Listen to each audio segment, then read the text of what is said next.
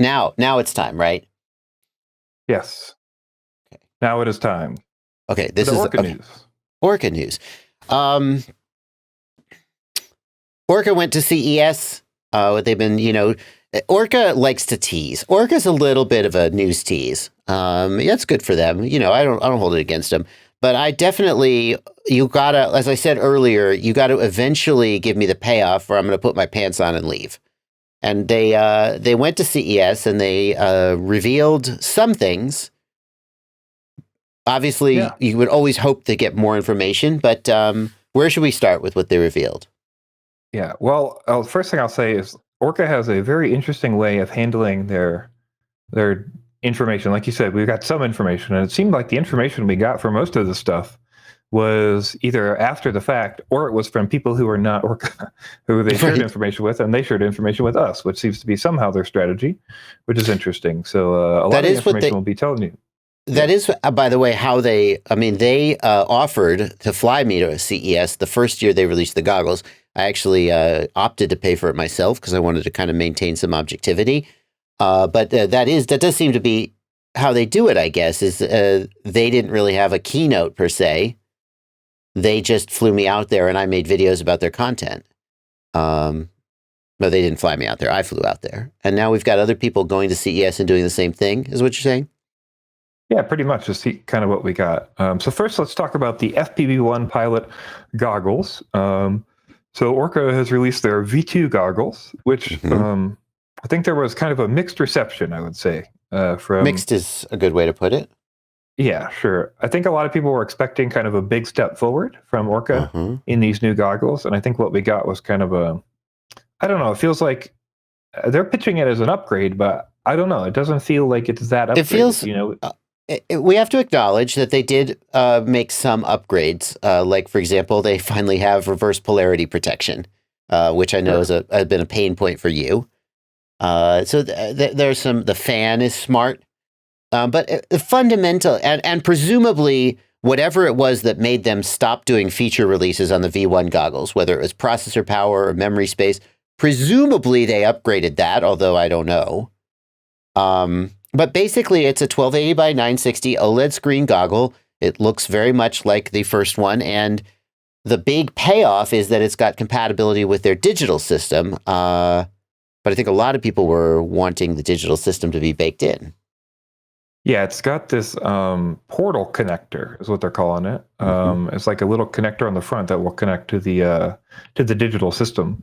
But yeah, it's not integrated, and it just uses this connector that they haven't even really told us what the point of the connector is. Like, it would be really nice if they gave us some specs, or like, why is it better than HDMI? Yeah, HDMI seems to work real well. I'd love to know the reasoning, So anyway, but the other things we got were finally they at least have adjustable diopters, so that's pretty solid. Yes, that's a big upgrade for people like me. Well, actually, not people like me, because the range is +4 to -4, I think you said. Yeah, they do also have an option for insertable diopters. So if you want to add diopters for I'm -7.25 as well. So for people like me and you, we'll need to get those separate diopters. I will say I'm -675, like 625 and 675. But Evan Turner had a set of those that he had been given to test, I guess, and he let me look at them. Sorry, Evan, I hope I haven't got you in trouble. I'm sure it's fine. I adjusted the diopters, and I thought I could see reasonable. I mean, presumably they could have been sharper, but as bad as my prescription is, I felt like I got a usable image without having my glasses on. So, well, that's good. Okay. Yeah, it's something. So I think the big thing that a lot of people are complaining about is, we got the same screens in there. We've got the new optics for the diopters, but they've basically redone the entire optics package kind of in the goggle. Yeah, the lenses and stuff. They were talking about that there's some aberration and some bending and such that you were seeing in there on the screen, and they really wanted to fix that. So their solution to that, unfortunately, has been to add these new lens setups, but also reduce the FOV. So a lot of people are upset because the FOV for these goggles is down to 37-degree FOV for 4x3 and 33-degree FOV at 16x9. So, yeah, 37 is I mean, there's $250 goggles with a 37-degree FOV. And I got to say, I called out the barrel distortion in the Orcas. When I compared the V1 Orcas to the HDOs, or maybe it was the HDO2s, I can't remember. I definitely noted that the Fat Shark goggle had a better optics, whatever. It had straight edges, right? And the Orqa had a little bit of bendy edges. And Orqa actually acknowledged this. There's a software setting in the Orqa V1 goggles, which I don't remember what they called it, but it basically just digitally sort of chops the corners off to make it look square.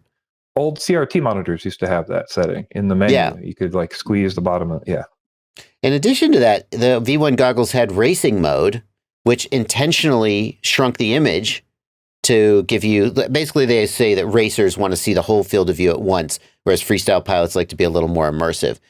So I kind of don't understand. I don't understand the logic, because if the story that they're telling is true, and anytime the company is doing marketing, you have to assume that maybe they're not telling you the whole story. They're telling you the message that helps sell their product. If they cared so much about that distortion, then it felt like they sort of fixed it in the V1 with the corner thing. And if they wanted a smaller field of view for racers, they did that digitally, although granted that costs you some resolution. And it's such a big blunder from a marketing perspective to have the 43, oh, so good, 43 degrees. Mwah. And then now we're 37. Like, even if 37 is fine, and I could fly a 37-degree field of view, and I wouldn't be going, wow, this is so small, I hate it. Even though 37 is fine, just from a marketing and optics perspective, going down so much is, they're getting slammed for it. Yeah. The best thing I could say is really, it's just unfortunate that, that was how they had to do it. And hopefully the experience is really good and it's amazing and we're all blown away. But, this was shared in the Discord server from Izzy Boop's YouTube channel. Oh. And I, caveat, you can't get a perfect perspective on this kind of thing just by putting a phone cam in the lens. There are various things, like the focal adjustment is going to change the size of this, for example. But it certainly gives you some perspective, I guess, on what the difference might be between the. I mean, it's a big difference. It's definitely a big difference. And honestly, both of them look bent, so I'm not sure. Well, sure. Maybe like you said, it may be from the angle we're viewing. I think we have to assume that when your eye is actually in there, it doesn't look that way. But I haven't thought in the pictures I've seen, I haven't thought, oh yeah, no, the V2 is much straighter. So I mean, off the cuff, I assume that the price of the goggle didn't go up by very much. It was $550, now it's like $570. It's less than the release of the original Orqa goggles, where they were like $6 something. But it is it's more than the FP1s were selling before they stopped selling them. Yeah. So I got to assume that the reason they did this was the cost, that the 43-degree optics modules were so expensive in 2020 that they were like, well, we're just going to go to a smaller one, and they managed to keep the price the same. But if that's true, then, I mean, I just... Well, Skyzone's finding some way to do it, right? And because I haven't seen inside of an HDO2, but, my Skyzones aren't curved, so... I mean, the argument that an Orqa person might make is Orcas are manufactured and designed in the EU, so their manufacturing costs are higher. Fat Shark isn't, though. Yeah. So, all right. So we got the goggles. The Orqa FPV Pilot. It's basically a $570 Orqa goggle. It's basically the V1 with future compatibility with the digital system, which might or might not be great. We don't know. And a few other little tweaks that, like nice tweaks, like focal adjustment, reverse polarity protection, and so forth. But it basically is just a V1 with a 37-degree field of view in 2020, and that's what you got. Yeah. Do you agree? Disagree? Yeah, I mean, that's pretty much correct. Yeah, I hope the digital system blows us away, and this connector's amazing, and all this kind of stuff. So we keep talking about digital system. Why don't we talk about the digital? Yeah. So there were 3 vTXs that they showed. They didn't show them operating. They just showed them under glass so you could see them. Yes. The first one is a 5.8 gigahertz, 20 millimeter mounting. Yeah. Yeah. So real quick, I just want to say, so what we're talking about here is real quick. We're talking about the difference between, so all their solution, I think the big thing to say here is that this is software based. So one of the big differences here, we're talking about, we're comparing this with DJI and HD0. So going into this, understand that they're doing all the work that HD0 and DJI is doing with a special chip that costs them $1 million or more to get going. Called an ASIC. An ASIC, which is basically like the software work that you're going to do. You kind of program hardware to make it easier. And essentially, they're not able to do that. They're going to use a software-based solution to develop the product, and then hopefully eventually do an ASIC later. But that means that they're predicting around 20 milliseconds at the minimum for a delay inside for processing, whereas like an HD0 was about 1 millisecond, and DJI is kind of variable depending on the compression that it's doing. Yeah, the advantage of an ASIC is that it does one specific thing extremely fast. The disadvantage of an ASIC, there's twofold disadvantage of an ASIC. One is that once you decide what an ASIC is going to do, it can't do anything different ever. You just have to go back and remake it. And the other disadvantage is it costs you millions and millions of dollars to produce because it's a silicon chip, right? So you have to decide what it's going to do, and then you have to invest a lot of money, and then you've got it. And that's what HD0 does, and that's what DJI does. Yes. Yeah. The other advantage of the software-based solution, as you said, is that because it's software-based, they can modify it without having to go back and redo the chips, but the latency is going to be higher. Yeah. Chris in the chat says a software solution is probably GPU accelerated. Yes, definitely GPU accelerated, because that's the only way it's going to be even somewhat competitive. But just the time frame for GPU acceleration is going to be a lot slower. They're predicting, and they don't even have it completed yet. So that's another part of this. They're predicting for the fastest system will be around 20 milliseconds of processing latency, and they're aiming for just latency. And they're aiming for just under that. So it's not glass to glass. So the thing you were talking about, the first bit is the 5.8 gigahertz race vTX. So that's going to be the product for us essentially. Here's a picture of it, and we should credit the link in the video description. This is Joe Minty's YouTube channel. He went to CES. He was the first one to get in there and get an appointment with them and get this on video real early for everybody to see. All right. His video is linked in the video description, and you can go check out. He interviews Tony Cake. He interviews Yvonne about the goggles. And so thank you, Joe, for letting us steal your content. Go ahead, Blunty. You're talking about the digital 5.8. Yeah, so this is 200 milliwatts, which was one big kind of thing, caveat. And also, they are not going to allow you to unlock this in the EU unless you smuggle it in or something. They're very strict about restrictions for power. He even made a point to say that in this video. So for anybody who's looking for the system, just remember that you will be limited. So let's talk about that, because frankly, Blunty, the other two systems are not, I'm just going to say it, they're not really relevant to us. Let's get them out of the way. So there's a 2.4 gig system. Yes. It's up to 1 watt, but it's way too big for, maybe like a 7-inch, probably a 9-inch of flying wing, but for a 5-inch mini quad and anything smaller, it's too big. It's not really going to fly. And then they've got this 5G system, which goes over 5G cellular, which is going to have latency that wouldn't work for us, but it would be great for remote inspection or something. So fine. Yeah, and it sounds like that one is probably not going to come anytime soon. The way they talked about he said it's a blue sky project or something like that, which sounded like he was implying that it's kind of it's not going to happen.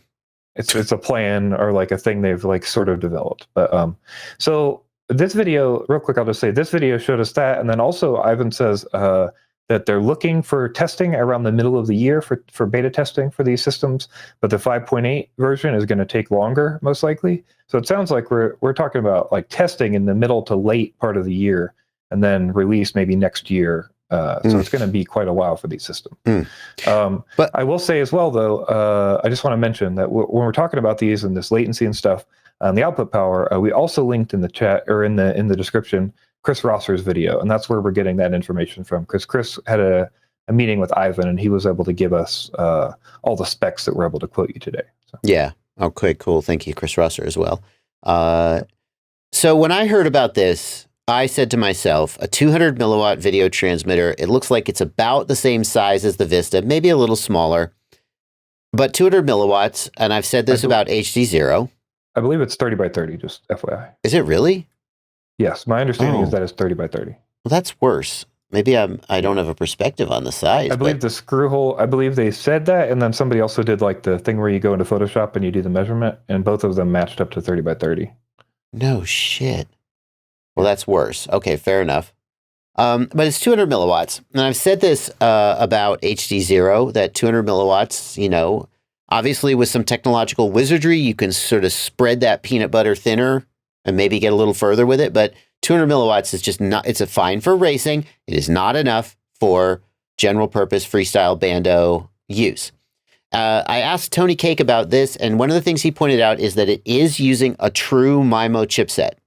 And when you have two antennas transmitting at the same time, you get, it doesn't like double the output power exactly, but 200 milliwatts with MIMO is not the same as 200 milliwatts without MIMO, which is what HD0 is doing. So it's not, it's not, but at the end of the day, I don't feel like that 200 milliwatts is going to cut it. And I said, you know, is there any plans? I mean, are we going to get a 1 watt vTX? And I don't want to hold him to his answer. It was a private, it wasn't like, obviously, any conversation that you're having with me, unless we're explicitly off the record, it might be on. But I'm not going to hold him to his answer. But I said, I think that racers are going to choose the HD0 because it's lighter and smaller. And freestylers are going to choose HD0 or DJI because it's more output power. And I was like, this doesn't feel like a product for the FPV market, was my take. It doesn't feel like you actually are targeting us. Yeah. I mean, I think that's true. I don't know. It seems like the first thing they're going to complete is the commercial side of things. You know, it seems like the push is commercial, and then, hey, we'll get something later for us, you know? Yeah, maybe. Also, you talked about the MIMO thing. Yeah, they're using an off-the-shelf chipset from Microhard, a company called Microhard, which is a Wi-Fi 5 SoC. Mm-hmm. And that's how they're getting that on both the 2.4 and the 5 gigahertz system will be how they're doing the MIMO. Nothing wrong with that. And then they haven't talked about the basis for it. But one of the things that Chris Rosser brings up in his video, which I thought was interesting, is right now, you know, we have systems like this. We talked about OpenHD and RubyHD. Mm-hmm. You know, there are systems that are doing the same thing. They're taking an off-the-shelf system, and they're using the off-the-shelf system to with software to crunch all that stuff down and get you good video as fast as they can. And currently, OpenHD is, I believe, somewhere around 60 milliseconds at the best. And they're not using, they're using like off-the-shelf Raspberry Pi general purpose. They're not GPU accelerated, right? Yeah, it might be a little more than that, but yeah. I'm not sure about GPU acceleration because the Rockchip SoC stuff might have GPU in it. But basically what he was saying is maybe if this does work out enough to be, you know, somewhat competitive latency that's static, because they're talking about a fixed latency, then possibly OpenHD or these other projects could learn something about the process that they're using to do this. You know, maybe they could see how the breakup works and how the compression algorithms work and what the pass-through stuff looks like. And then from there, they can hopefully, you know, maybe make some headroom into the way that they're handling video. Fog Yamato in the Discord says that the latest OpenHD can do GPU acceleration on an NVIDIA Jetson board. Yeah, and this is something that I have heard rumors about, but I'm not sure it's actually developing, which is that OpenHD, there was a project trying to get some kind of silicon made to run OpenHD so they could get the latency down. I'm not sure what came of it. I've mentioned this a couple times. Are they still working on it? Away. Yep, and they've had small progress updates. I think it's been a couple months since we've seen one, but I check in on it every now and then. They're still working away on it, and they've shown a little bit of video, so it does seem to be working. Yeah. The other thing that I think when I think about this is, and this is something that Immersion RC, who is working with Orqa on this, Immersion RC is extremely careful about regulatory compliance. So, for example, the Immersion RC Tramp video transmitter, analog vTX, if you buy it in Europe, you can't just like, I just pushed a button and unlocked it. You need a race director's wand to unlock it. You can't change the region on them easily.